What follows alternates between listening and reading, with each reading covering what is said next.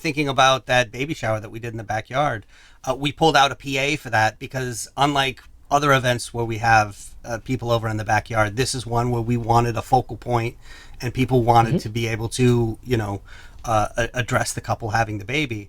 And then in terms of lighting, it was pretty basic. It was tiki torches from Home Depot, but it was something that just kind of made it different. Okay, Create a well, temple.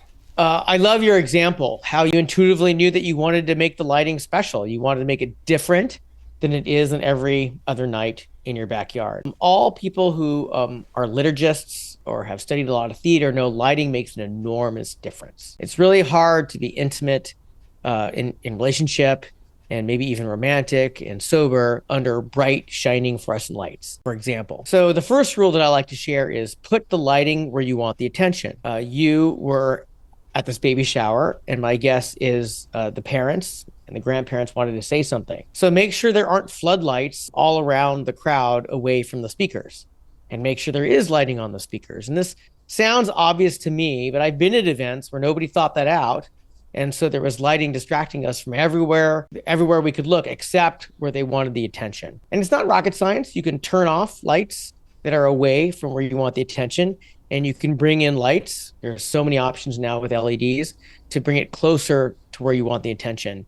And especially if it's in a backyard, fires are a great option. Fire ring and have someone stand there. The other lesson I like to bring from liturgy and theater is we want warm lighting. We want lighting that most reflects firelight because it is calming and lets us feel intimate. So I try to get rid of the blue lights, which are often used for security cameras, for example, and look, so where can we warm that light up, make it more yellow? And then another rule that just helps us think about where is the lighting going to help us is how can we diffuse the light? I don't want to light a whole space with a light bulb or one super bright light bulb and think, well, there's plenty of light technically we can see. And that's what you were doing when you were bringing those tiki torches is you were bringing a warm light, in this case, firelight. And by virtue of having more than one tiki torch, you dispersed the light so that it wasn't too intense in one area.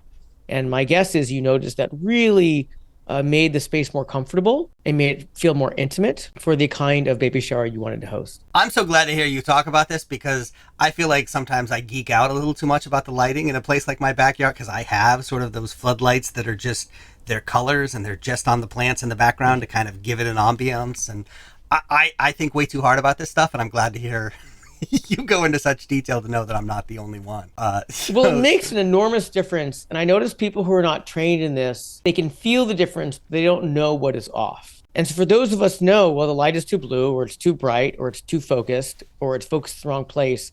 We know if all I have to do is change this and it's going to feel more intimate. And I'll give you an example. I was invited to go to a dinner at a long table in the Boston area. And I was there as a thought leader there to speak to this very large group. And they put us at a long table of, I think, of 20. And they had arranged for a private room in a restaurant. And the private room in the restaurant had these sconces all along the walls.